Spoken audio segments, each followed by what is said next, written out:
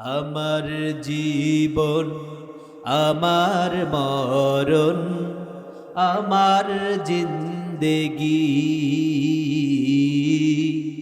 আমার জীবন আমার মরণ আমার জিন্দেগি।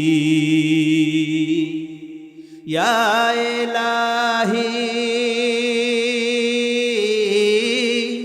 ইয়া ইলাহি কবুল করো আমার বন্দেগি, আমার জীবন আমার মরণ আমার জিন্দেগি, আমার জীবন আমার মরণ আমার জিন্দেগি। তুমি কারো হাত কভু ফিরাও না, যে যখন হাত তুলেছে, যে যখন হাত তুলেছে। ঠিক কিনা বলেন? তুমি কারো হাত খালি ফিরাও না, যে যখন হাত তুলেছে, যে যখন হাত তুলেছে। তাই দয়াময়, তাই দয়াময় বক্ষে দাও গো দিনের অনুভূতি।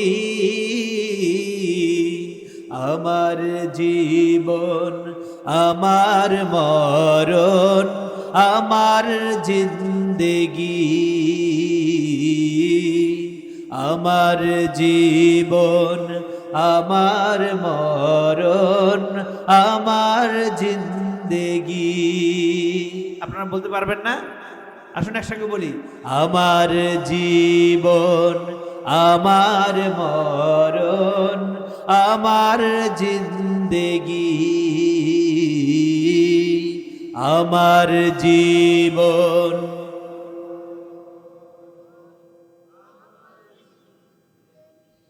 ইয়া ইলাহি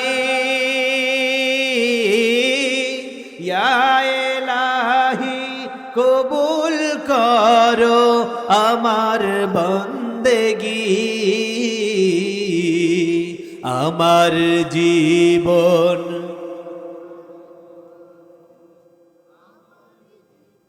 মাশাআল্লাহ, আমার জীবন আমার মরণ আমার জিন্দেগি। আল্লাহ যেন কবুল করেন। আমাদের জান মাল সবকিছু কার জন্য? যদি বলেন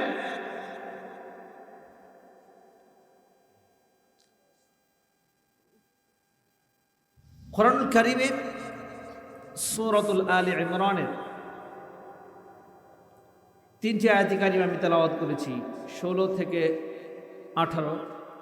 আল্লাহ পাক তৌফিক দান করলে এর আলোকে আমরা কিছু কথা বলবো এবং শুনবো। আল্লাহ পাক যেন তৌফিক দান করেন। আসুন কোরআন কারীম থেকে সরাসরি শুরু করি। আউযু বিল্লাহি মিনাশ শাইতানির রাজীম। বিসমিল্লাহির রহমানির রহিম। الذين يقولون ربنا إننا آمنا فاغفر لنا ذنوبنا وقنا عذاب النار. الصابرين والصادقين والقانتين والمنفقين والمستغفرين بالأسحار. شهد الله أنه لا إله إلا هو والملائكة وأولو العلم قائما بالقسط لا إله إلا هو العزيز الحكيم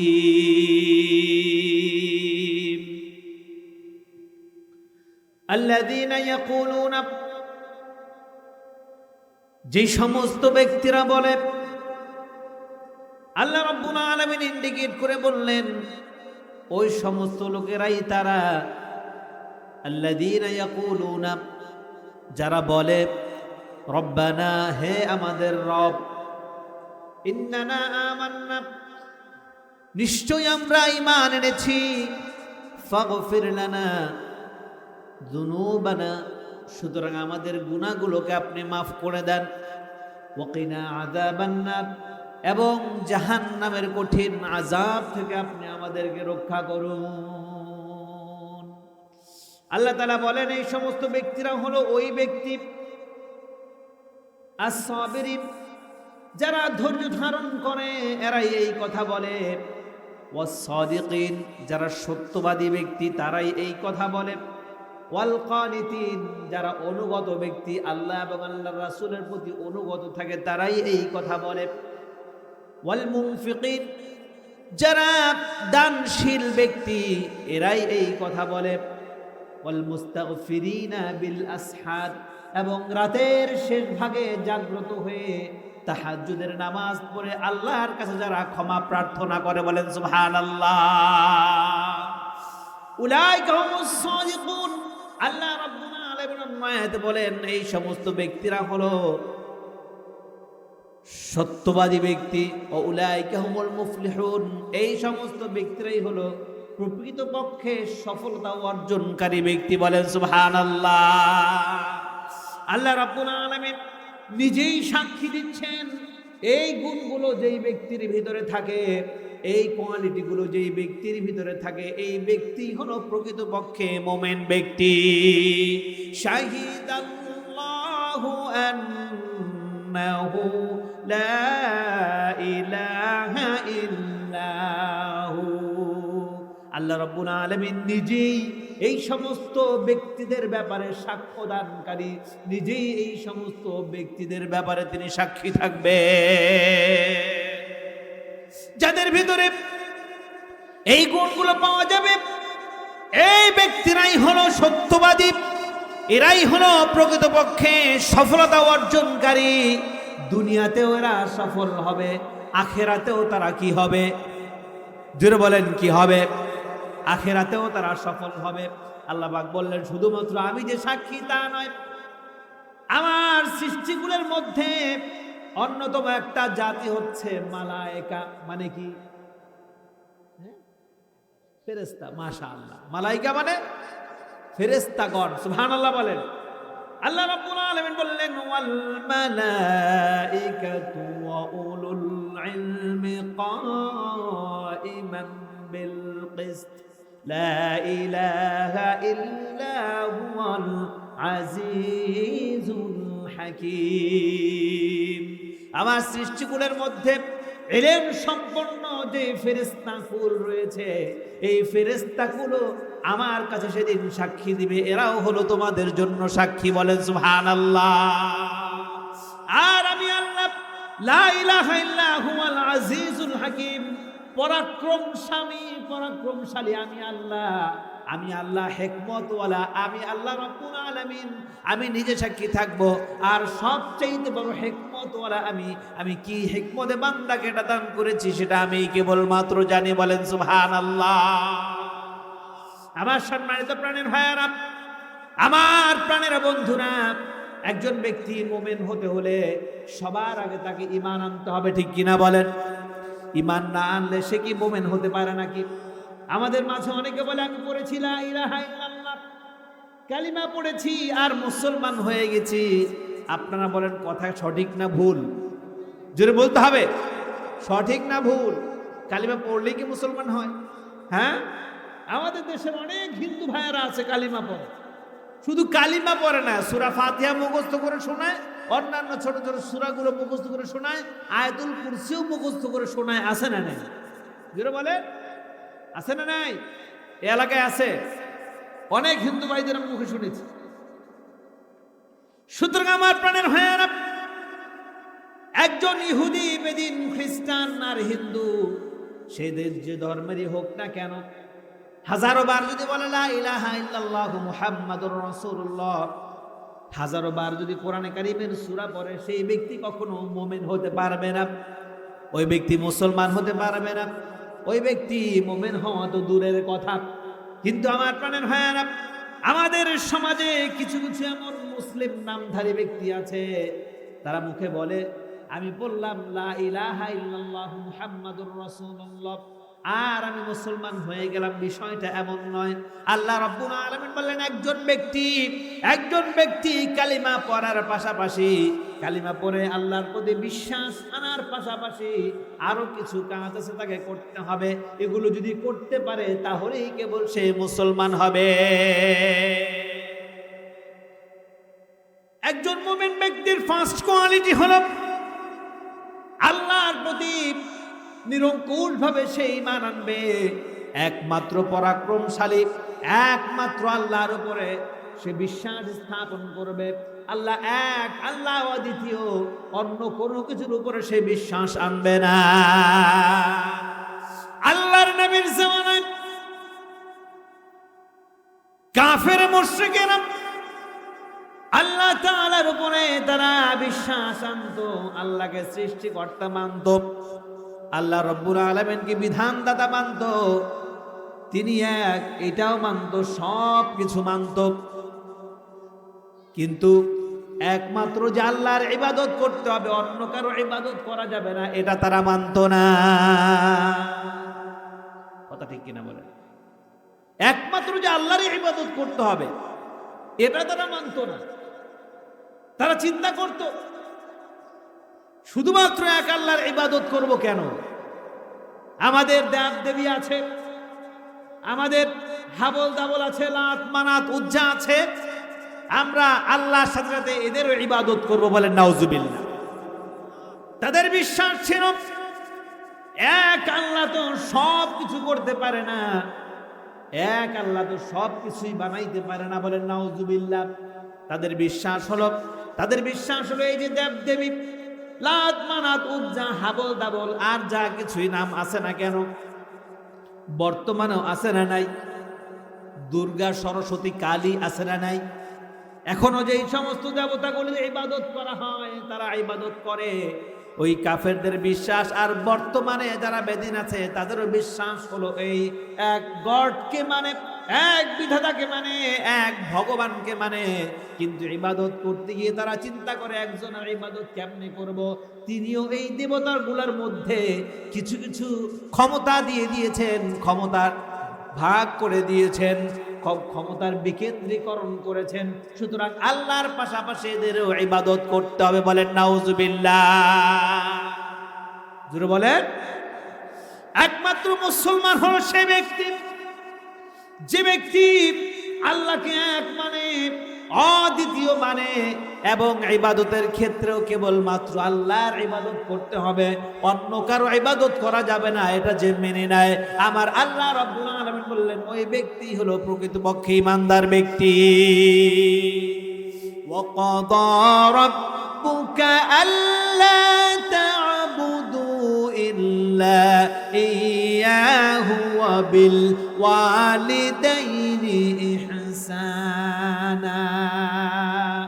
আল্লাহ রাব্বুল আলামিন বলছেন ওয়াকাদা রাব্বুকা আল্লা তা'বুদু ইল্লা ইয়্যা।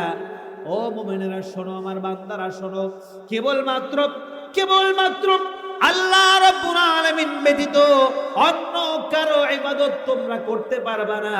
আমি তোমাদেরকে ওয়াসিয়ত করছি, আমি তোমাদেরকে হুকুম দিচ্ছি, আমি একমাত্র তোমাদের রব, আমি একমাত্র ইবাদতের উপযুক্ত, আমি ব্যতীত আর কারো ইবাদত করতে পারবে না।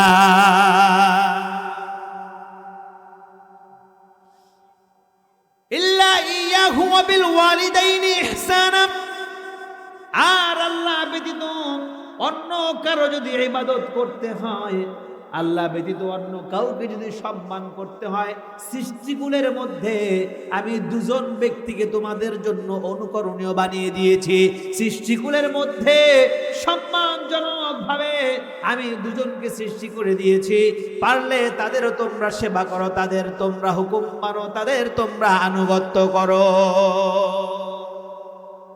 আর সে দুজন অন্য কোনো ব্যক্তি নন, সে দুজন হলো তোমার আপন পিতা মাতা। বলেন সুবহানাল্লাহ, আরো জোরে বলেন সুবহানাল্লাহ। পৃথিবী যদি তুমি ভালোবাসতে চাও, আল্লাহর পরে যদি আল্লাহর রাসূলের পরে যদি কাউকে দুনিয়াতে ভালোবাসতে চাও, তাহলে হলো তোমার মা আর তোমার বাবা, তাদেরকে তুমি ভালোবাসো, তাদেরকে সন্তুষ্ট রাখো। যদি তাদেরকে সন্তুষ্ট রাখতে পারো, আমি আল্লাহ নিজে তোমাদের উপর সন্তুষ্ট হয়ে যাব। বলেন সুবহানাল্লাহ। ভালোবাসবো কাকে? একটু আওয়াজ দিয়ে বলেন। এই যুবক ভাইরা জোরে বলো, কাকে? আজকে অত্যন্ত দুঃখজনক বিষয়, অধিকাংশ গার্ডিয়ান, অধিকাংশ মুসল্লিরা এসে আমাদেরকে জানায়, হুজুর আমার সন্তান আমাকে শ্রদ্ধা করে না, আমার সাথে অপমানজনক ভাষায় কথাবার্তা বলে, আমাকে খারাপ ভাষায় গালিগালাজ করে, আমি টাকা দিতে না পারলে আমার উপর ছুরি ধরে। নাউজুবিল্লাহ বলেন। এমন সন্তান মনে হয় এই এলাকায় নাই। আল্লাহ হেদায়েত দান করেন। যে এলাকার যুবকেরা একটা মাহফিল এরকম সুন্দরভাবে বাস্তবায়ন হওয়ার জন্য সার্বিক সহযোগিতা করে, আমি মসজিদে গেলাম, দেখলাম চমৎকার আয়োজন। যেই সমস্ত যুবকদের তত্ত্বাবধানে এমন আয়োজন হয়ে থাকে, আমি মনে করি ওই এলাকার যুবক, ওই যুবকেরা কখনো এই কাজ করতে পারে না। ঠিক কিনা বলেন? যদি দুই একজন থেকেও থাকে, তাদের জন্য দোয়া করে আল্লাহ তাদেরকে হেদায়েত নসিব করেন। জোরে বলেন আমিন। আমার যুবক ভাইয়েরা, পৃথিবীতে আল্লাহর রাসূলের পরে ভালোবাসতে হলে কাকে ভালোবাসবো? পৃথিবীতে ভালোবাসার মানুষ একজন আমার, পৃথিবীতে ভালোবাসার মানুষ একজন, যার পায়ের নিচে বেহেশত আমার, সেই তো আমার মা, সেই তো আমার মা। ঠিক কিনা বলেন? পৃথিবীতে ভালোবাসার মানুষ একজন আমার, পৃথিবীতে ভালোবাসার মানুষ একজন, যার পায়ের নিচে বেহেশত আমার, সেই তো আমার মা, সেই তো আমার মা। মাকে কত দিয়েছি কষ্ট, পেয়েছে কত ব্যথা, মাকে কত দিয়েছি কষ্ট, পেয়েছে কত ব্যথা, প্রসবেরই যন্ত্রণা মা ভুলতে পারেন না। ঠিক কিনা বলেন?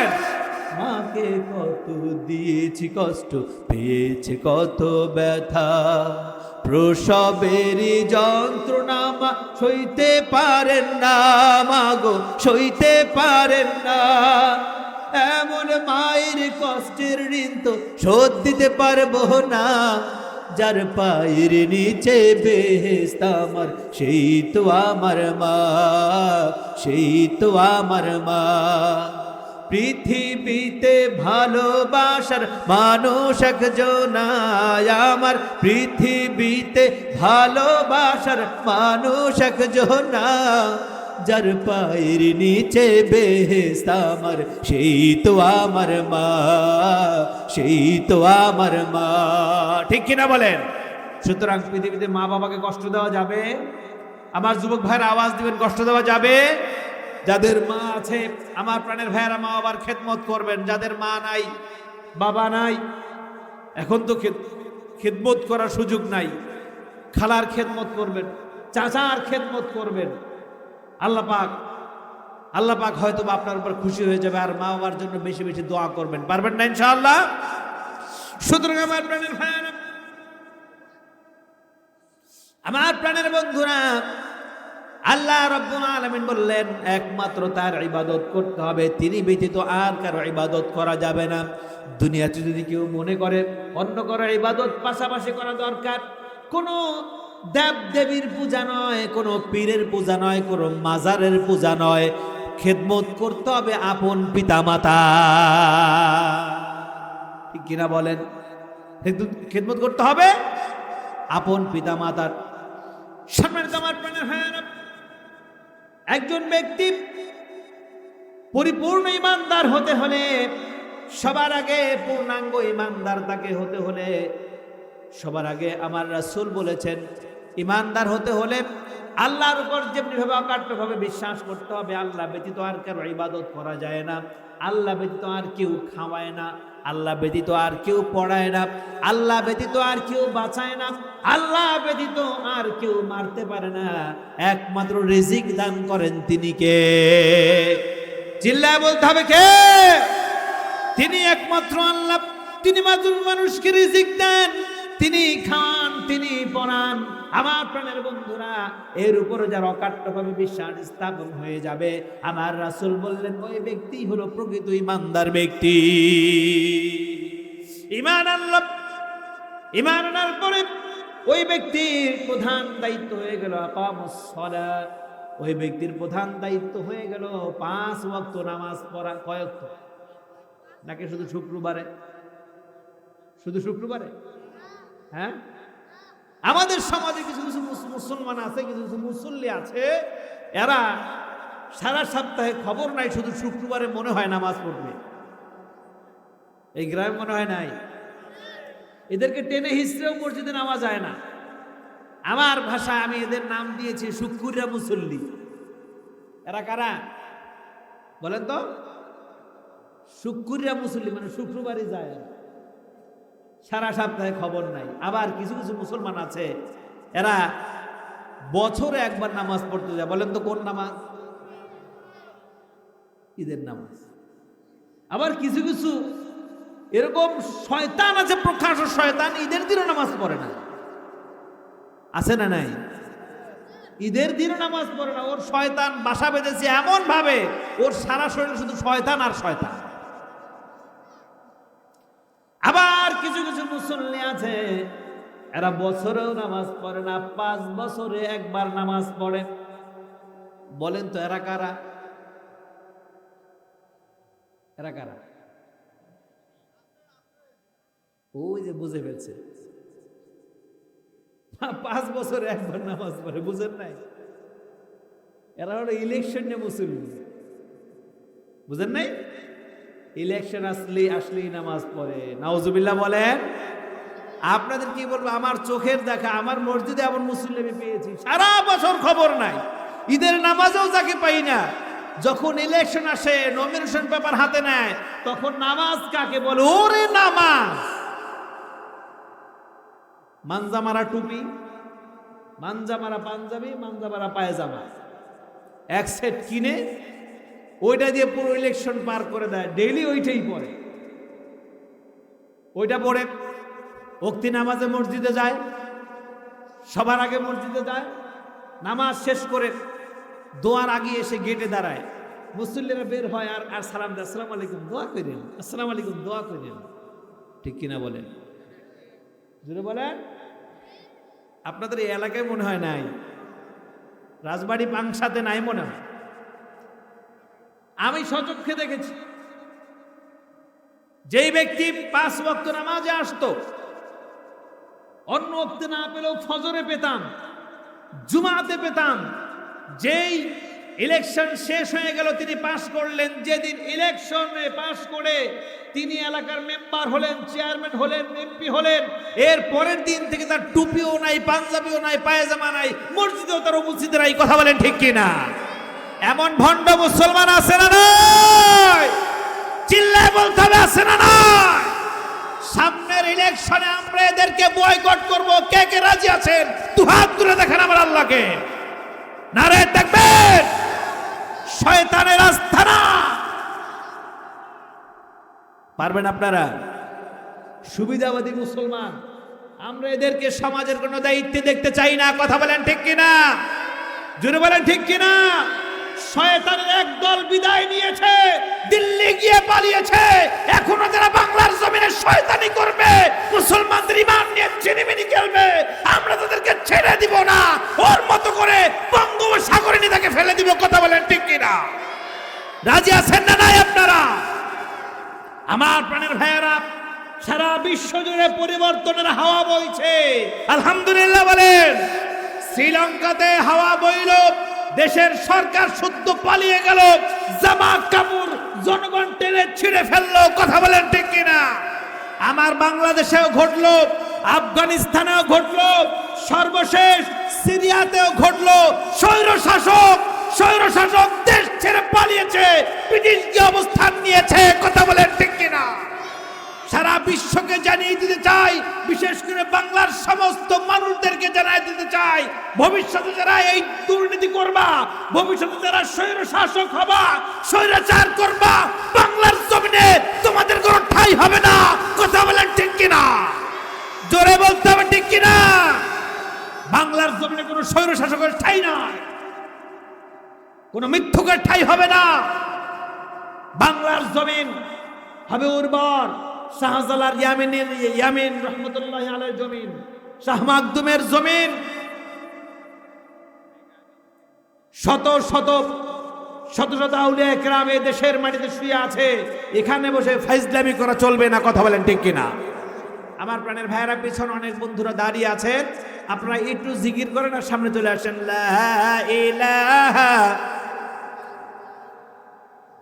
এই যুবক বন্ধু আসেন, সামনে আসেন। জোরে লা ইলাহা, পিছন থেকে উঠে সামনে চলে আসেন, ফাঁকা জায়গা আছে, এখান থেকে সামনে আসেন না বাজানরা, একটু আসেন, সামনে চলে আসেন। এই যুবক বন্ধুরা, আলহামদুলিল্লাহ, আল্লাহ পাক সবার জ্ঞান বাড়িয়ে দিক, হায়াত বাড়িয়ে দিক। আসো সামনে চলে আসো ভাইয়ার আমার। পিছন যা দাঁড়িয়ে আছেন ভিতরে ঢুকে যান, সামনে জায়গা আছে, অনেক জায়গা আছে। যে যেখানে জায়গা পান ভিতরে প্রবেশ করেন। আলহামদুলিল্লাহ, অনেক মানুষের সমাগম, আল্লাহ পাক সবাইকে কবুল করেন। জিকির করেন লা ইলাহা ইল্লাল্লাহ, লা ইলাহা।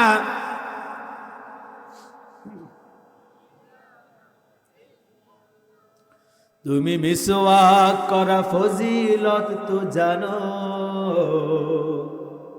খাবার শেষে মিষ্টি মুখের হাদিসটাও মানো। তুমি মিসওয়াক করা ফজিলত তো জানো, খাবার শেষে মিষ্টি মুখের হাদিসটাও মানো। শুধু হক কথাটা উচ্চ স্বরে বলতে পারো না, অন্যায় দেখে বারুদ হয়ে জ্বলতে পারো না। শুধু হক কথাটা উচ্চ স্বরে বলতে পারো না, অন্যায় দেখে বারুদ হয়ে জ্বলতে পারো না। কেমন মুসলমান তুমি একটু ভাবো না, কেমন তোমার ঈমান একটু বলো না। কেমন মুসলমান তুমি একটু ভাবো না, কেমন তোমার ঈমান একটু বলো না। তুমি মিসওয়াক করা ফজিলত তো জানো, খাবার শেষে মিষ্টি মুখের হাদিসটাও মানো। ঠিক কিনা বলেন? এমন মুসলমান আমাদের দেশে আছে না নাই? জোরে বলেন। তুমি যে কালিমার দাওয়াত দিলে বুকেতে নেয় তুলে, দেখো সেই কালিমার দাওয়াত দিয়ে কত জন আজ জেলে। ঠিক কিনা বলেন? তুমি যে কোরআনের দাওয়াত দিলে বুকেতে নেয় তুলে, দেখো সেই কোরআনের দাওয়াত দিয়ে কত জন আজ জেলে। তুমি দুনিয়ার মোহে জীবনের মায়া ছাড়তে পারো না, খোদার রাহে প্রাণ বিলিয়ে দিতে জানো না। কেমন মুসলমান তুমি একটু ভাবো না, কেমন তোমার ঈমান একটু বলো না। কেমন মুসলমান তুমি একটু ভাবো না, কেমন তোমার ঈমান একটু বলো না। যে ব্যক্তি হক কথা সঠিকভাবে বলতে না পারে, জালেমের সামনে চুপচাপ থাকে, আপনারা বলেন সে ব্যক্তি মুসলমান হতে পারে? সে কি খাঁটি মুসলমান হতে পারবে? আল্লাহর নবী মুহাম্মদুর রাসূলুল্লাহ সাল্লাল্লাহু আলাইহি ওয়াসাল্লাম বলেছেন, আফদলুল মুজাহিদ সেই ব্যক্তি হলো সবচাইতে বড় মুজাহিদ, যেই ব্যক্তি একজন জালেমের সামনে দাঁড়িয়ে, জালেম শাসকের সামনে দাঁড়িয়ে নির্ভয়ে সত্য কথা বলে বেড়ায়, তার চেয়ে বড় ইমানদার, তার চেয়ে বড় মুজাহিদ আর কেউ হতে পারে না। সুবহানাল্লাহ বলেন। ইতিপূর্বে আমরা দেখেছি আমাদের দেশে জুলুম, জালেমের নির্মমতা, আমাদের দেশ ছেয়ে গিয়েছে। অতঃপরে 5 আগস্টে আমার ছাত্র ভাইয়েরা, জনগণ মিলে যে দুর্বার আন্দোলন করে তুলেছে, এই আন্দোলনের মুখে পড়ে ওই জালেম আর দেশে টিকতে পারে নাই, সেই মৌবাড়ি দিল্লি গিয়ে পালিয়েছে। কথা বলেন ঠিক কিনা? জোরে বলতে হবে ঠিক কিনা? আল্লাহ যেন এদেশের ছাত্র জনকে কবুল করেন। আরো জোরে বলেন আমিন। আমার ছাত্র জনতা, আমার ভাই বন্ধুরা, সকলের প্রতি আমাদের আহ্বান থাকবে, সবাইকে সোচ্চার থাকতে হবে। চতুর্দিক দিয়ে আমার দেশের বিরুদ্ধে ষড়যন্ত্র করা হচ্ছে, চতুর্দিক দিয়ে আমার স্বাধীনতাকে খর্ব করার চেষ্টা করা হচ্ছে, সার্বভৌমত্বকে খর্ব করার চেষ্টা চালিয়ে যাওয়া হচ্ছে। আপনারা যদি সচেতন থাকেন, এই বাংলার জমিন অঘটিত থাকবে, বাংলার জমিন রক্ষিত থাকবে, বাংলার জমিনকে কেউ ধ্বংস করতে পারবে না। আমরা রাজি আছি না নাই? কে কে রাজি আছেন? আল্লাহকে হাত তুলে দেখায়। নারায়ে তাকবীর। আল্লাহ যেন কবুল করেন। আরো জোরে বলেন আমিন। সুতরাং আমার প্রাণের ভাইয়েরা, একজন ব্যক্তি ঈমান আনলো আর নামাজ কায়েম করলো, সালাত কায়েম করলো, আল্লাহ রাব্বুল আলামিন এই ব্যক্তির ব্যাপারে বললেন সেই হলো ঈমানদার ব্যক্তি। আর যে ব্যক্তি বলে, নিজে ঈমান এনেছে, রব্বানা ইন্নানা আমান্না, এবং আল্লাহর কাছে বলে, আল্লাহ আমি নিজেই ঈমান এনেছি আপনার উপরে, আমি কাজে কর্মের মাধ্যমেও আপনাকে প্রমাণ দিয়ে দিয়েছি। যে ব্যক্তি মুখে বলে এবং কাজে প্রমাণ করে, আল্লাহ রাব্বুল আলামিন বলেন এরপর আমার কাছে ক্ষমা চায়, ফাগফির লানা যুনুবানা, নিজের গুনাহগুলোর জন্য ক্ষমা চায়, ওয়াকিনা আযাবান নার, এবং ওই জাহান্নামের শাস্তি থেকে আমার কাছে মাফ চায়। এই সমস্ত ব্যক্তিরাই হলো প্রকৃতপক্ষে মুমিন ব্যক্তি। বলেন সুবহানাল্লাহ। তাদের কোয়ালিটি হবে, অন্যতম কোয়ালিটি হবে, তারা থাকবে ধৈর্য ধারণকারী। তারা অল্পে তুষ্ট থাকবে, ধৈর্য ধারণ করবে, কোনো কিছুতে অধৈর্য হবে না। আল্লাহ রাব্বুল আলামিন বলেন ইন্নাল্লাহা মা'আস সাবিরিন, যেই ব্যক্তি ধৈর্য ধারণ করবে আমি আল্লাহ রাব্বুল আলামিন তাদের সাথেই রয়েছি। হযরত আবু বকরের ধৈর্য,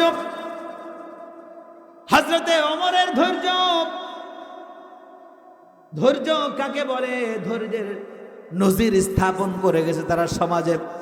আমার রাসূলের ধৈর্যের নজির স্থাপন করে গেছে। আমার রাসূলের প্রত্যেকটা কাজের মাধ্যমে আল্লাহ রাব্বুল আলামিন ধৈর্যের পরিচয় দিয়েছে। হাদিস শরীফের মধ্যে বর্ণিত হয়েছে, শুধুমাত্র এক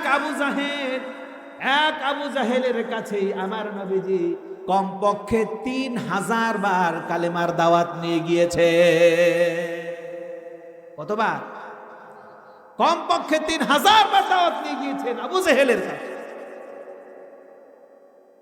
আল্লাহ রাসূল জানতেন খতামাল্লাহু আলা কুলুবিহিম, এই সমস্ত ব্যক্তিদের অন্তরে আল্লাহ তাআলা সিলমোহর মেরে দিয়েছেন, খতামা লাগিয়ে দিয়েছেন। এরপরও আমাদেরকে আদর্শ শেখানোর জন্য আল্লাহ রাব্বুল আলামিন রাসূলকে বলেছেন, হে রাসূল আপনি দাওয়াত নিয়ে তার কাছে যান। মুসা আলাইহিস সালাতু ওয়াস সালাম ফিরাউনের কাছে দাওয়াত নিয়ে গিয়েছেন। ফিরাউন নির্যাতন করেছে, অত্যাচার করেছে, ফিরিয়ে দিয়েছে। এরপর তিনি থামেননি, বারবার ফিরাউনের কাছে দাওয়াত নিয়ে গেছেন। কথা বলেন ঠিক কিনা? আল্লাহর নবীর একজন সাহাবা,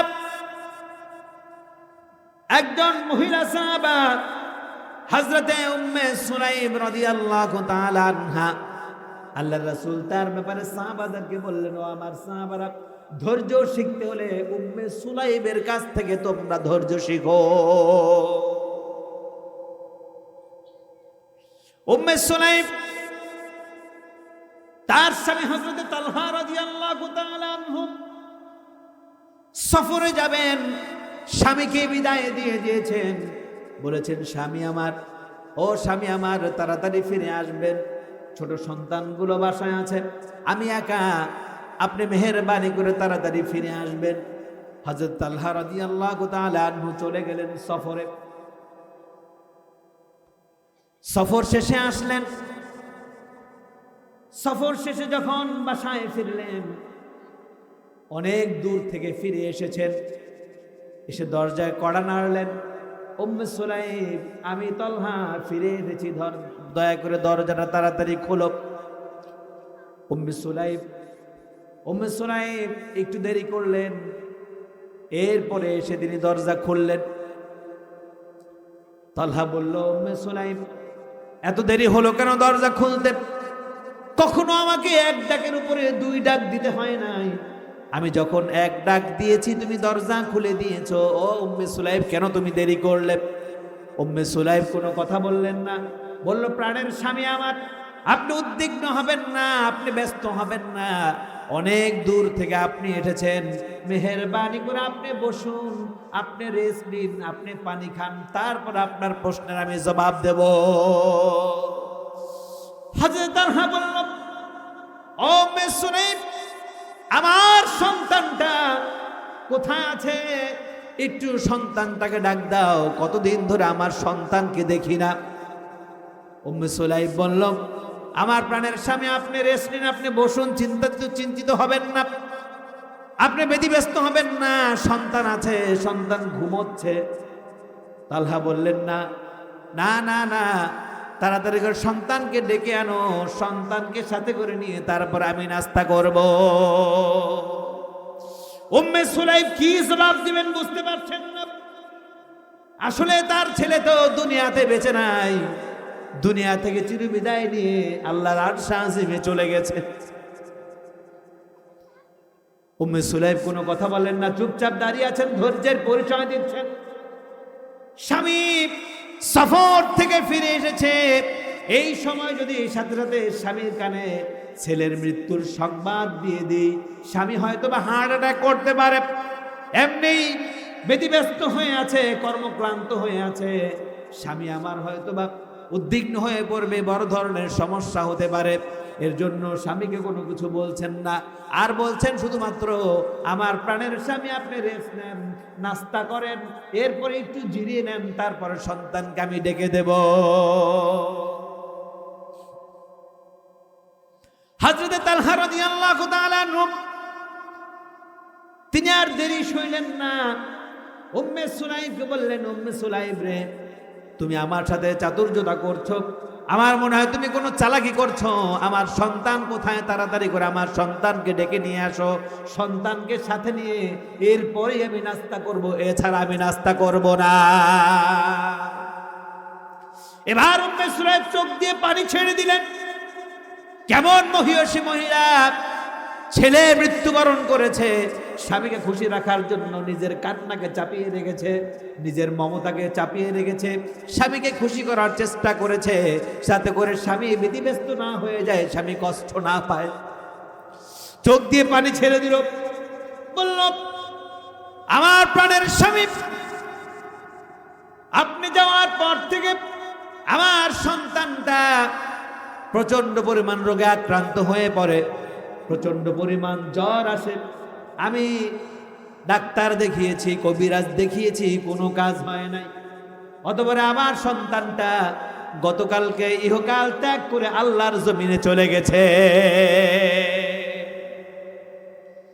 হযরত তালহা রেগে গেলেন, বলল, উম্মে সুলাইম, তুমি এত পাষাণ, তুমি এত পাষণ্ড, আমার সন্তান মারা গেছে, তুমি আমাকে সংবাদ না দিয়ে আমার সাথে মিষ্টি ভাষায় কথা বলছো, আমার সাথে হাসি মাখা কণ্ঠে কথা বলছো, আমার সাথে তুমি ভালো ভালো আচরণ করছো, কারণটা কি? এইটা কেন করলা? আল্লাহর রাসূলের দরবারে আমি এর বিচার দায়ের করব। হযরত তালহা দৌড়ে চলে গেলেন আল্লাহর রাসূলের দরবারে, গিয়ে বললেন, ইয়া রাসূলুল্লাহ, হে ইয়া হাবিবাল্লাহ, আমার স্ত্রী উম্মে সুলাইম আপনার একজন মহিলা সাহাবা, আমার সন্তান মারা গেছে, আমি বাহির থেকে এনেছি, সফর থেকে এনেছি, আমাকে সংবাদ দেয় না, আমার সাথে ভালো আচরণ করে, আমাকে নাস্তা খেতে দেয়, পানি খেতে দেয়। আমি যদি জিজ্ঞেস করি সন্তানের ব্যাপারে, সে কোনো কথা বলে না, সে মিটি মিটি হাসে আর বলে সন্তান আছে, সন্তান আসবে, আপনি বিশ্রাম করে নিন, আপনি নাস্তা করেন, একটু বিশ্রাম নেন, তারপর আমি সন্তানকে ডাক দেব।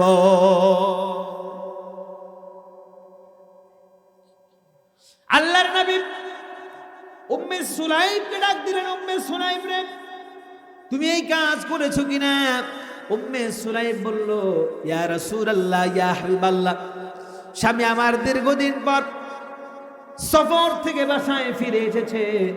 ইয়া রাসূলুল্লাহ, ইয়া হাবিবাল্লাহ, এমনই সময় যদি সাথে সাথে তার কানে আমি ছেলের মৃত্যুর সংবাদ দিয়ে দিই, আমার স্বামীর দুর্ঘটনা ঘটে যেতে পারে, স্বামী হার্ট অ্যাটাক করতে পারে, স্বামীর বড় ধরনের সমস্যা হতে পারে।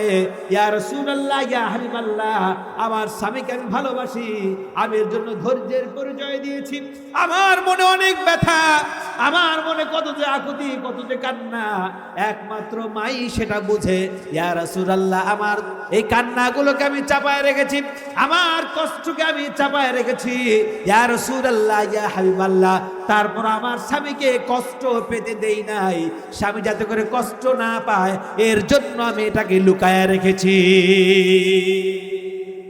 আল্লাহর নবী বললেন, ও তালহা শোনো, ও তালহা শোনো, তোমার স্ত্রী হলো একজন নেককার স্ত্রী, তোমার স্ত্রী হলো একজন ভালো স্ত্রী, সুতরাং এই স্ত্রীকে তুমি গালমন্দ করো না, এর বিরুদ্ধে বিচার করার আমার আর কিছুই নাই।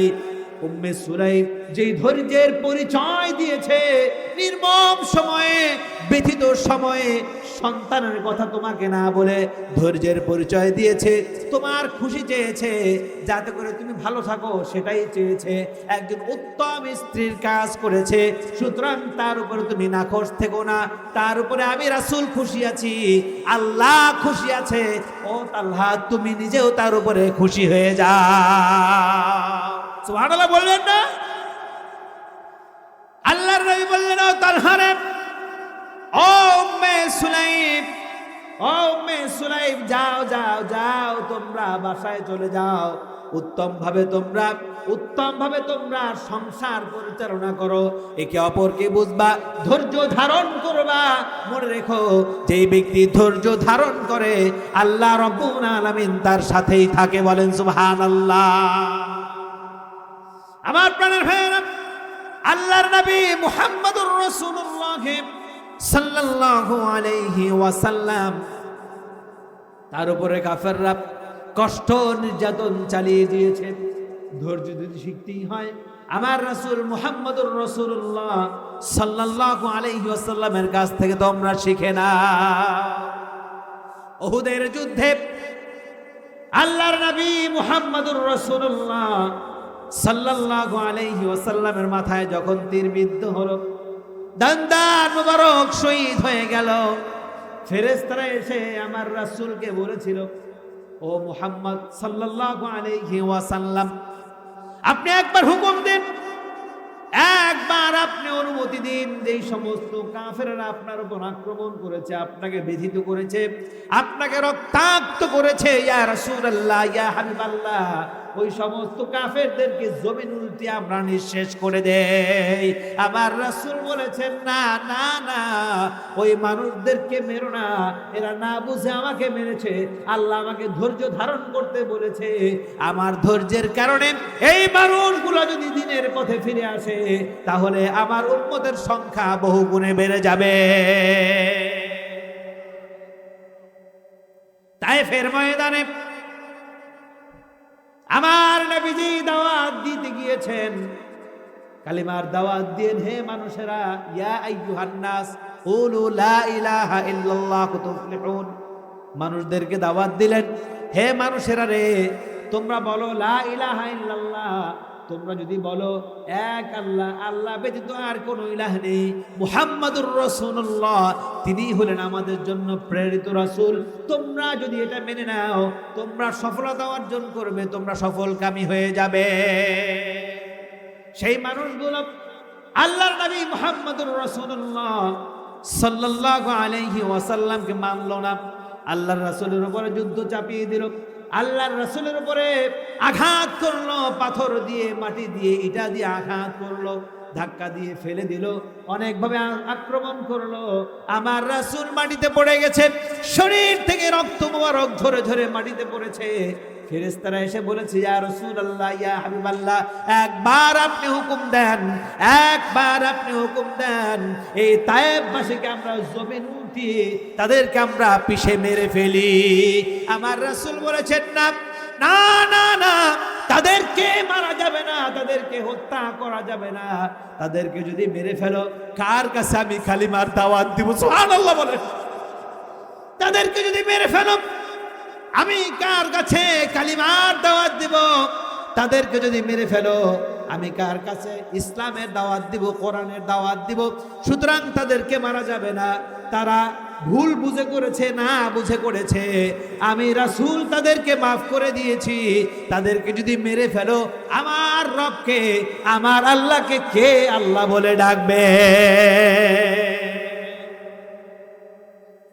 পাথরের আঘাতে ক্ষত বিক্ষত হয়ে সারা শরীর থেকে রক্ত ঝরে।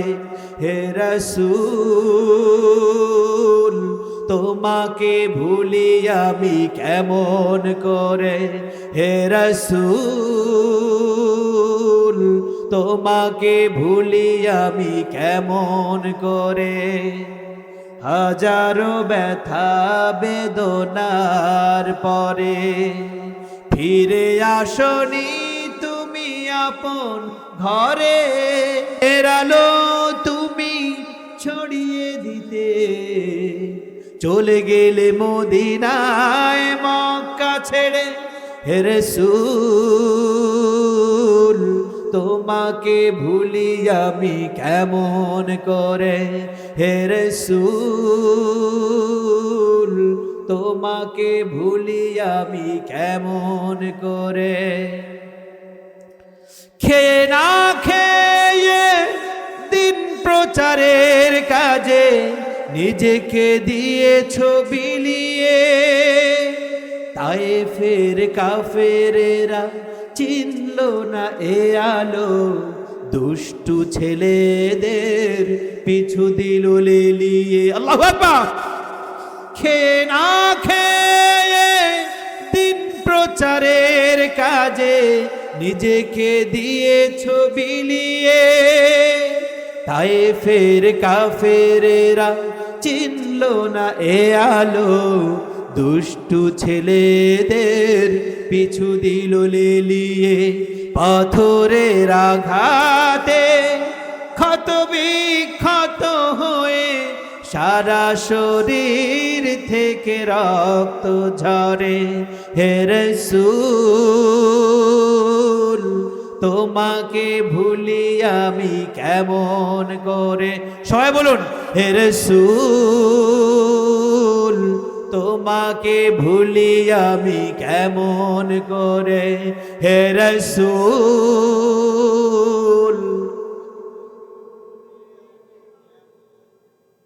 মাশাআল্লাহ, আল্লাহ পাক সবাইকে কবুল করেন। আর জোরে বলেন আমিন। আমার রাসূল মুহাম্মদুর রাসূলুল্লাহ সাল্লাল্লাহু আলাইহি ওয়াসাল্লাম ছিলেন ধৈর্যের মূর্ত প্রতীক। একজন মুসলিম হবে ধৈর্যের মূর্ত প্রতীক। একজন মুসলিম, তার ভিতরে যদি ধৈর্য না থাকে, ওই ব্যক্তি মুসলিম হতে পারে, মুমিন হতে পারে, মুমিন হতে পারে না। সুতরাং আমার প্রাণের ভাইরা, আজকে সামান্যতম বিষয় নিয়ে আমাদের মাঝে ঝগড়া লেগে যায়, মারামারি লেগে যায়, হানাহানি লেগে যায়। বিশেষ করে যুবকদের ভিতরে এটা বেশি হয় না কম হয়? যেটা বলে কম হয় না বেশি হয়? সেদিন গাজীপুরের ডুয়েট ঢাকা ইঞ্জিনিয়ারিং ইউনিভার্সিটি, যেটা বেশ কয়েক বছর পূর্বে বাস ভাড়া নিয়ে মাত্র 1 টাকা কম দিয়েছে। কয় টাকা? 1 টাকা কম দিয়েছে। এইটাকে নিয়ে তর্ক বিতর্ক, হেল্পার, কন্ডাক্টর আর ছাত্র। 1 টাকা কম দিয়েছে, এর জন্য তো বিতর্ক এক পর্যায়ে মারামারি, সর্বশেষ বাস থেকে ধাক্কা দিয়ে ওই ছাত্রকে তারা হত্যা করেছে। শুধু এখানেই ক্ষান্ত হয়নি, যখনই ছাত্ররা শুনল যে ডুয়েটের একটা ছাত্রকে হত্যা করা হয়েছে, বাস থেকে ফেলে দেওয়া হয়েছে, সাথে সাথে ডুয়েট ইউনিভার্সিটির ম্যাক্সিমাম স্টুডেন্ট তারা রাস্তায় চলে এসেছে। ওই রাস্তায় যত গাড়ি চলাফেরা করছিল ম্যাক্সিমাম গাড়ি ধরে তারা ভাঙচুর করেছে, আগুন লাগিয়ে দিয়েছে। প্রায় 20 থেকে 25টা গাড়িতে আগুন লাগিয়ে তারা পুড়ে ফেলেছে। আপনারা বলেন কেন হয়েছে? ছোট্ট একটা বিষয়, 1 টাকা নিয়ে। কয় টাকা? 1 টাকা নিয়ে। সুতরাং আমার যুবক বন্ধুরা, আমার যুবক ভাইয়েরা, তোমাদের উপরে আল্লাহর রাসূল সাল্লাল্লাহু আলাইহি ওয়াসাল্লাম নসিহত করেছেন, যুবকদের মধ্যে সবচেয়ে বেশি ধৈর্য থাকতে হবে। যেই যুবকের ভিতরে সবচেয়ে বেশি ধৈর্য, আল্লাহর কাছে ওই যুবক সবচেয়ে বেশি পছন্দনীয়। সুবহানাল্লাহ বল। আজকে সামান্য বিষয়কে কেন্দ্র করে মারামারি, বড় ধরনের হানাহানিতে লিপ্ত হয়ে যায়, ধাক্কাধাক্কি, বকাবাজি তো আছেই। ম্যাক্সিমাম মারামারি লাগে সামান্য ছোটখাটো বিষয় নিয়েই, বড় কোনো বিষয় নিয়ে নয়। ওকে গালি দিয়েছে, কি হয়েছে? গালি দিয়েছে, এই পক্ষ আসলো, ওই পক্ষ আসলো, এক পর্যায়ে গ্রাম শুদ্ধ মারামারি শুরু হয়ে যায়। হয় কি হয় না? জোরে হয় কি হয় না? আমার যুবকদেরকে যেন আল্লাহ পাক এগুলো থেকে হেফাজত করেন। আমার যুবক বন্ধুরা, আল্লাহর নবী মুহাম্মদুর রাসূলুল্লাহ সাল্লাল্লাহু আলাইহি ওয়াসাল্লাম তোমাদেরকে বেশি ভালোবাসতেন। আল্লাহর রাসূল সাল্লাল্লাহু আলাইহি ওয়াসাল্লাম নিজেও একজন যুবক ছিলেন। যুবকদেরকে আমার রাসূল সবচেয়ে বেশি সম্মান করতেন। বলেন সুবহানাল্লাহ। কোন একটা মজলিসের মধ্যে আল্লাহর নবী মুহাম্মদুর রাসূলুল্লাহ সাল্লাল্লাহু আলাইহি ওয়াসাল্লাম দার্স দিচ্ছেন কোরআনের, অনেক যুবকেরা দাঁড়িয়ে দাঁড়িয়ে শুনছে। সর্বশেষ একজন যুবক আসলো, যার নাম জারিফ রাদিয়াল্লাহু তাআলা আনহু। তিনি এসে দাঁড়ালেন আল্লাহ রাসূলের কথা শোনার জন্য। বসার মতো কোনো ব্যবস্থা নাই, কোথায় বসবেন? তিনি দাঁড়ায় রইলেন। আল্লাহর নবী মুহাম্মদুর রাসূলুল্লাহ ইশারা দিলেন, জারিফ রে, ও জারিফ তুমি বসো। বসছো না কেন? জারিফ বলল, হুজুর বসার মতো কোনো জায়গা নাই, এর জন্য আমি বসতে পারছি না। আমার নবী মুহাম্মদুর রাসূলুল্লাহ সাল্লাল্লাহু আলাইহি ওয়াসাল্লাম নিজের গা থেকে চাদর মোবারক খুলে এক ঢিলা দিয়ে যুবককে দিয়ে বললেন, ও জারিফ রে, ও জারিফ, আমার চাদর বিছিয়ে তারপর তুমি বসে পড়ো। হযরত জারিফ রাদিয়াল্লাহু তাআলা আনহু আল্লাহর নবীর চাদর পেয়ে কিসের বসবেন, চাদরটা বুকে জড়ায় ধরে চুমু খাওয়া শুরু করে দিলেন, বুকে এমনি আগলে রাখলেন। আমার রাসূল বললেন, ও জারিফ রে, তোমাকে আমি চাদর দিয়েছি বসার জন্য, তুমি কেন বসছো না? চাদর বিছিয়ে বসে পড়ো।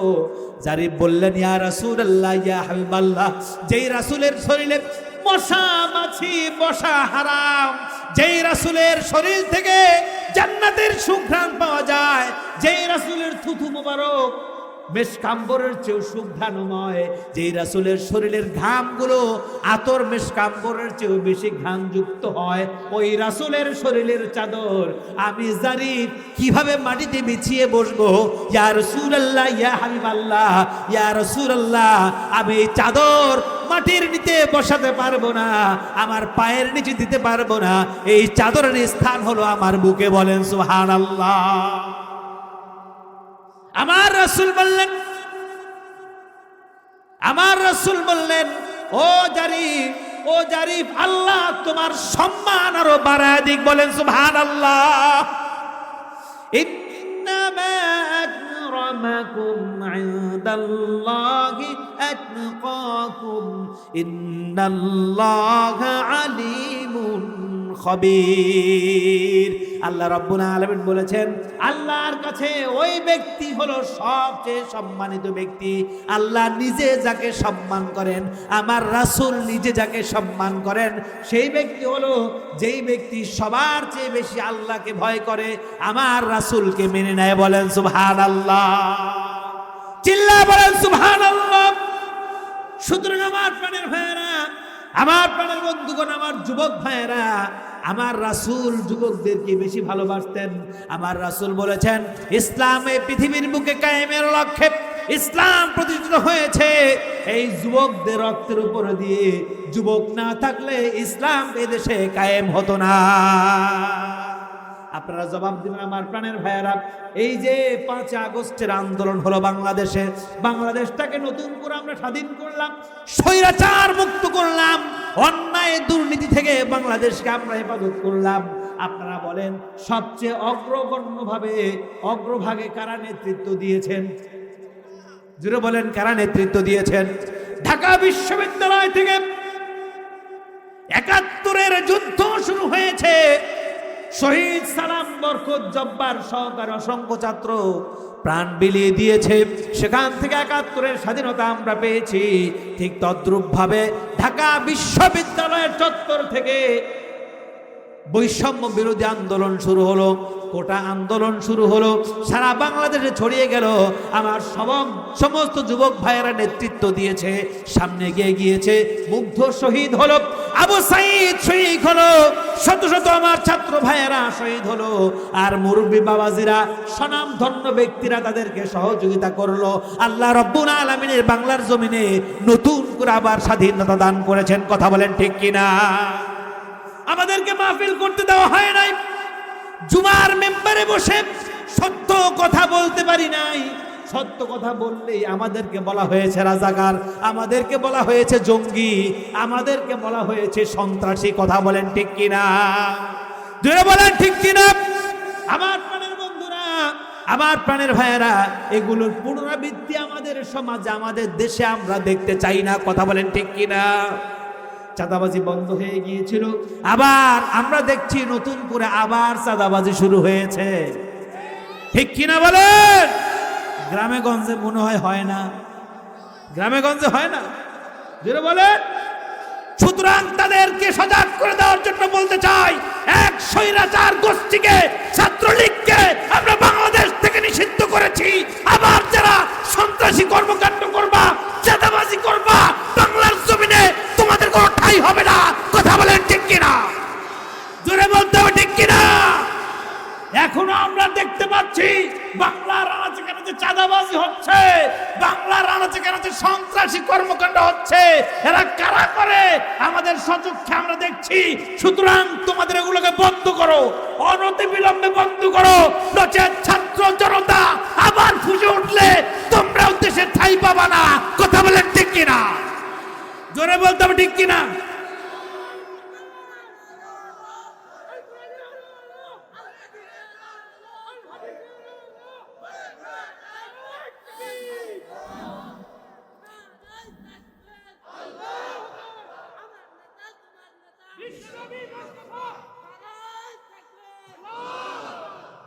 সুতরাং আমার প্রাণের ভাইয়েরা, আমরা লক্ষ্য করেছি সারা বিশ্বে পরিবর্তনের হাওয়া বইছে। ঠিক কিনা বলেন? সারা বিশ্বে পরিবর্তনের হাওয়া বইছে। 19টি বছর যুদ্ধ চালিয়ে যাওয়ার পর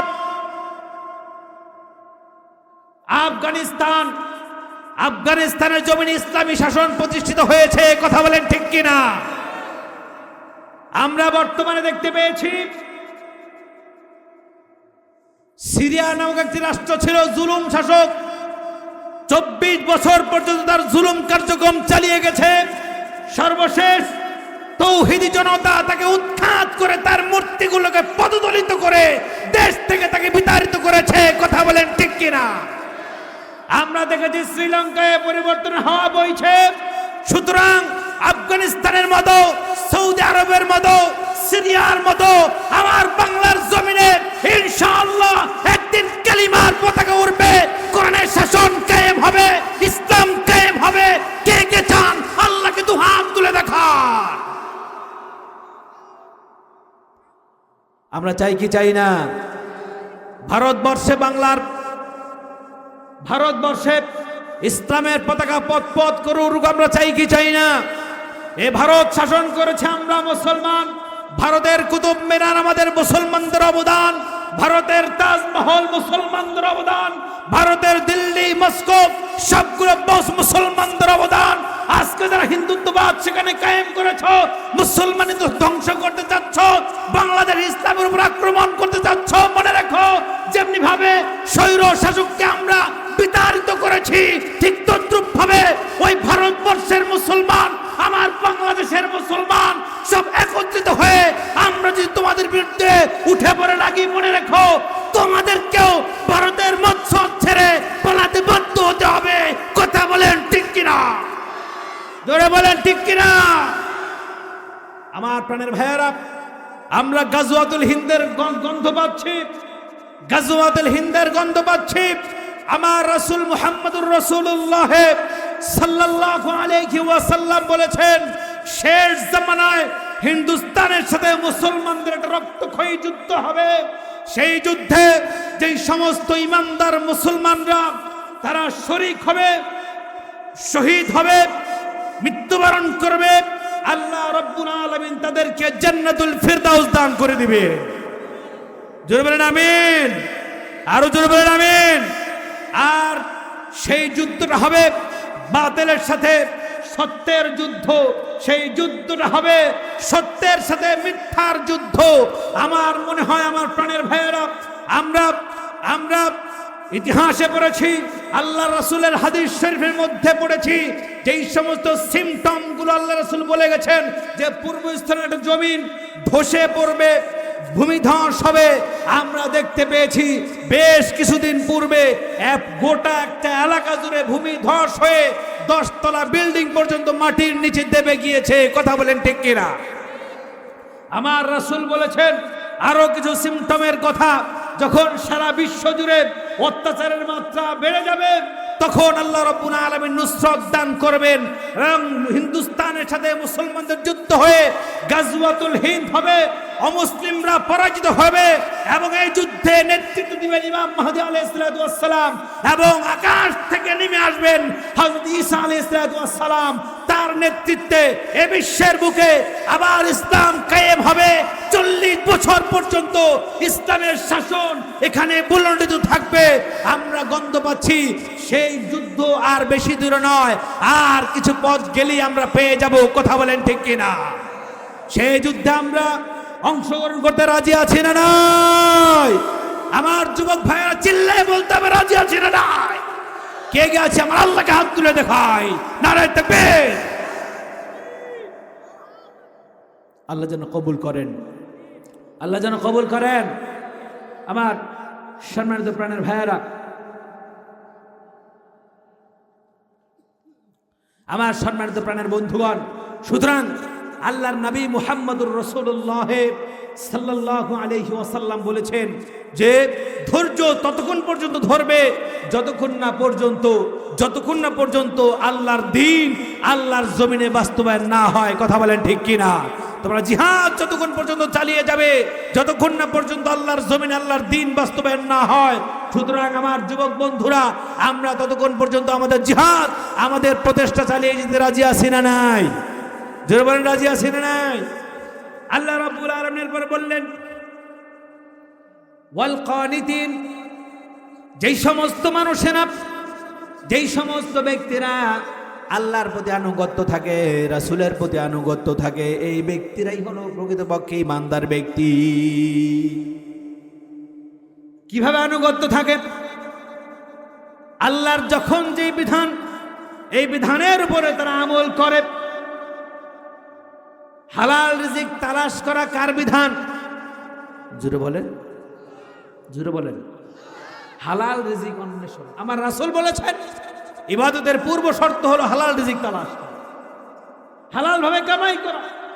যে ব্যক্তি অসৎ উপায়ে কামাই করবে, অসৎ উপায়ে সম্পদ অর্জন করবে, ওইটাই তার জাহান্নামে যাওয়ার জন্য যথেষ্ট হয়ে যাবে। ঠিক কিনা বলেন? এই অবস্থায় সে যতই নামাজ পড়ুক, যতই রোজা রাখুক, যতই দান খয়রাত করুক, কোন দান কোন কাজ তার কবুল হবে? চিল্লায় বলেন, কোনো কিছু কবুল হবে? কোনো কিছু কবুল হবে না। আল্লাহ রাব্বুল আলামিন এরপর বললেন ওয়াল মুনফিকিন ওয়াল মুস্তাগফিরিন বিল আসহার।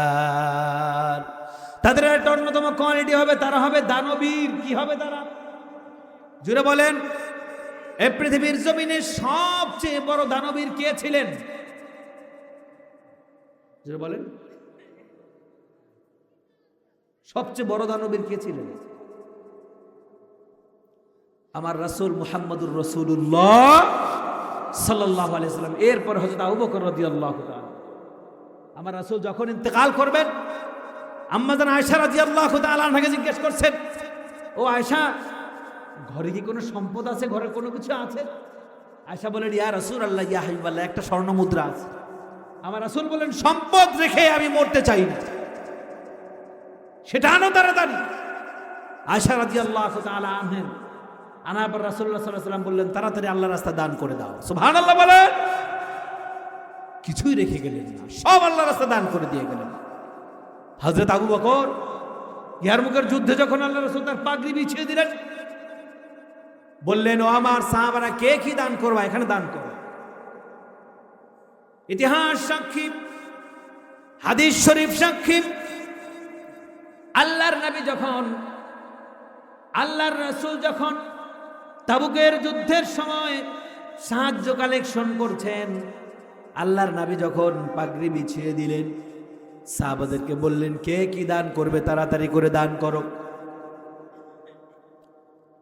মহিলা সাহাবারা নিজের নাকের ফুল, হাতের বালা, গলার মালা, পায়ের নুপুর, যার কাছে যেটা ছিল, কেউ আর এক মুহূর্ত দেরি করলেন না, সেগুলো খুলে খুলে নিয়ে আমার রাসূলের পাগড়ি মোবারকে দান করে দিয়েছেন। বলেন সুবহানাল্লাহ, আরো জোরে বলেন সুবহানাল্লাহ।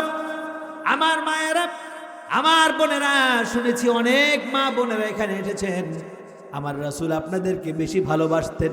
আমার রাসূল বলেছেন, মায়েদের দিলটা নরম, মায়েরা বেশি দান খয়রাত করে।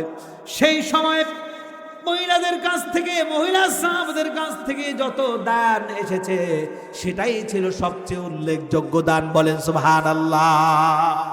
হাতের বালা খুলে দিয়েছেন, নাকের ফুল খুলে দিয়েছেন, গলার স্বর্ণের চেইন খুলে দিয়েছেন, পায়ের নুপুর খুলে দিয়েছেন। আল্লাহর রাসূলের দরবারে দান করে দিলাম, ইসলামের জন্য দান করে দিলাম। আল্লাহ চাইলে এর চাইতে আরো বেশি আমাকে দান করতে পারে। আল্লাহ চাইলে পারে কি পারে না? জোরে বলেন, আল্লাহ চাইলে এর চেয়ে বেশি দিতে পারে কিনা? আল্লাহর নবী মুহাম্মদুর রাসূলুল্লাহ সাল্লাল্লাহু আলাইহি ওয়াসাল্লাম বলেছেন, কেউ যদি আল্লাহর রাস্তায় একটা দান করে, আল্লাহ পাক তার আমলনামায় 10টা দান করে দেয়। আপনাদের কি বিশ্বাস হয় না? বিশ্বাস হয় না? কার কার হাত তুলেন দেখি। মাশাআল্লাহ, খুব সচেতন মুসলমান, আলহামদুলিল্লাহ বলেন। আল্লাহর নবী মুহাম্মদুর রাসূলুল্লাহ সাল্লাল্লাহু আলাইহি ওয়াসাল্লামের খুব কাছের একজন সাহাবা হযরত ওমর রাদিয়াল্লাহু তাআলা আনহু। সুবহানাল্লাহ বলেন। তার দান ছিল সীমাহীন দান। হযরত আবু বকরের দান ছিল সীমাহীন দান। হযরত আলী ওসমানের দান ছিল সীমাহীন দান। সুবহানাল্লাহ বলেন। হযরত আলী কাররামাল্লাহু ওয়াজহা বাসায় শুয়ে আছেন, হযরত ফাতেমা রাদিয়াল্লাহু তাআলা আনহা বলছেন, ও আমার প্রাণের স্বামী, আমার প্রচন্ড জ্বর এসেছে, একটা ডালিম খেতে পারলে ভালো লাগতো মনে হয়, ঘরে এই পয়সাগুলো আছে, এগুলো নিয়ে যান, বাজার থেকে ডালিম কিনে নিয়ে আসেন। হযরত আলী রাদিয়াল্লাহু তাআলা আনহু বাজারে যাবেন এই মুহূর্তে, তার কাছে ভিক্ষুক এসে হাজির হয়ে গেল। আমাকে কিছু দেন, আমাকে কিছু দিলে আল্লাহ আপনার উপর খুশি হবে। মাশাআল্লাহ, ছোট্ট একটা বাবু এসেছে, তার দাদা দাদির জন্য 500 টাকা দান করেছে। আলহামদুলিল্লাহ বলেন, জোরে বলেন আলহামদুলিল্লাহ। হযরত আলী কাররামাল্লাহু ওয়াজহা বাজারে চলে গেলেন। এরপরে বাজার থেকে ডালিম কিনলেন। একটা ডালিম কিনেছেন বড় থেকে। ডালিম কিনে যখন ফিরছেন, ওই ভিক্ষুক তাকে ধরলো, ও আলী রে, আমার প্রচন্ড পেটে ক্ষুধা, তোমার হাতে ডালিম দেখা যায়, তুমি যদি ডালিমটা আমাকে দান করতা। হযরত আলী বললেন, আল্লাহর রাস্তায় তুমি দান চেয়েছো, তুমি ডালিম চেয়েছো, আমি তোমাকে নিরাশ করব না। এই ডালিমটা আমার স্ত্রীর জন্য কিনেছি, তার প্রচন্ড জ্বর, এক কাজ করো তুমি অর্ধেক খাও আর অর্ধেক আমার স্ত্রীর জন্য নিয়ে যাই। এবার ওই ভিক্ষুক অর্ধেক ডালিম নিলেন, নিয়ে খেয়ে ফেললেন। বললেন, আলী রে, আমার কলিজাটা অর্ধেক ঠান্ডা হয়ে গিয়েছে, যদি পুরো ডালিমটা আমাকে দান করো তাহলে আমার কলিজাটা মনে হয় ঠান্ডা হয়ে যাবে। আলী বললেন, তুমি এটাও চাচ্ছ? বললাম আমি আমার স্ত্রীর জন্য কিনে নিয়ে যাচ্ছি, তুমি এটাও চাচ্ছ আমার? এবার ভিক্ষুক বলল, যদি আল্লাহর হস্তে দান করেন। সুবহানাল্লাহ বলেন। আলী বললেন, আল্লাহর হস্তে চেয়েছো, আল্লাহর নাম নিয়েছো, সুতরাং আল্লাহকে সম্মান করতে হবে বেশি। আল্লাহর বিধান আমি পালন করি, আল্লাহকে বেশি ভালোবাসি। যেহেতু আল্লাহর নাম নিয়েছো, আমি তোমাকে নিরাশ করব না। যাও যাও যাও, পরিপূর্ণ ডালিম আমি তোমাকে দান করে দিলাম। এবার আলী খালি হাতে বাসায়, খালি হাতে এসে দেখে হযরতে ফাতেমা রাদিয়াল্লাহু তাআলা আনহু পায়চারি করছেন। আলী চিন্তা করলেন, জ্বর মনে হয় একটু কমেছে, যেহেতু হাঁটাহাঁটি করছে। আলী আস্তে করে ঘরে ঢুকে গেলেন, কোনো কথা বললেন না, খাটের কোনায় আস্তে করে শুয়ে পড়লেন। ফাতেমা দেখলো ঘটনাটা কি। বাজারে পাঠালাম ডালিম আনতে, সে আসলো, এসে ডালিম আনলে তো আমার হাতে দেওয়ার কথা, ফাতেমা বলে ডাক দেওয়ার কথা, কোনো ডাক ডুক কিছুই নাই, এসে খাটের কোনায় শুয়ে পড়েছে, নিশ্চয়ই কোনো ঘটনা। দেখেন সুবহানাল্লাহ বলে, কেমন মহিলা, কেমন ধৈর্যশীল মহিলা। আর আমাদের মা বোনরা হলে বলতো কি, হ্যাঁ বাজারে পাঠাইলাম ডালিম আনতে, খবর নাই তোমার, ডালিম খাওয়াইতে পারো না আমারে, তোমার মরদ নাই, তোমার সংসারই করতাম না। ঠিক কিনা? আছে না? আবার ভালো আছে, আলহামদুলিল্লাহ ভালো আছে, কিন্তু এগুলোর সংখ্যাই বেশি। বাজার থেকে আসলি এইটা আনেন নাই, ওইটা আনেন নাই, এই করেন নাই, সেই করেন নাই, আর লেগে যায় ঝগড়া। ঠিক কিনা? ঝগড়া কাকে বলে? মারামারি পর্যন্ত হয়। আমার মায়েরা ধৈর্যশীলা হন ফাতেমার মতো, ধৈর্যশীলা হন উম্মে সুলাইমের মতো, আপনার ঘরটা জান্নাতে সুখ শান্তিতে ভরে যাবে। সুবহানাল্লাহ বলেন। হযরতে ফাতেমা দেখলেন আলী চুপচাপ গিয়ে শুয়ে রয়েছে, ফাতেমা কোনো কথা বললেন না। ফাতেমাও আস্তে করে আলীর পাশে তিনি শুয়ে পড়েছে। একটু পরে দরজার সে কড়ায় টোকা দিল, ঠক ঠক করে টোকা দিল। হযরতে আলী বললেন, কে? বাহির থেকে বললেন, আমি সালমান ফার্সি। সুবহানাল্লাহ বলেন। হযরত আলী বললেন, কি ব্যাপার, তুমি হঠাৎ করে আমার বাসায় কেন আসলা? সালমান ফার্সি বলল, আমার নবীজি আপনার কাছে আমাকে পাঠিয়েছে। সুবহানাল্লাহ। আলী বলল, নবীজি হঠাৎ করে তোমাকে কেন পাঠালো? দরজা খুলে দিল, দরজা খুলে দিয়ে বলল, নবীজি কেন পাঠাইল এত তাড়াহুড়া করে? সালমান ফার্সি বলল, ও আলী, ও আলী, আল্লাহ রাব্বুল আলামিন জিব্রাইলের মাধ্যমে আমার রাসূলের কাছে তোমার জন্য ডালিম পাঠাইছে। এখনো জোরে সুবহানাল্লাহ কয় না? কোথা থেকে ডালিম, কোথা থেকে পাঠিয়েছে?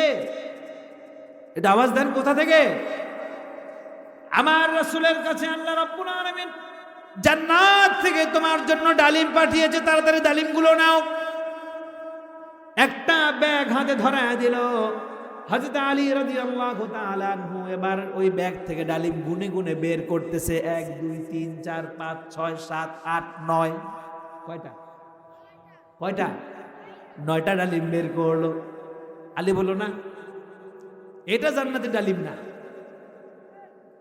এটা কি না? এটা জান্নাতের ডালিম না, এটা আমি নিতে পারবো না। সালমান ফার্সি বলল, না, আল্লাহর রাসূল নিজে আমার হাতে দিয়েছে, জান্নাত থেকে এসেছে। আলী রাদিয়াল্লাহু তাআলা বলল, না, এটা আমি বিশ্বাস করি না। কেন বিশ্বাস করো না?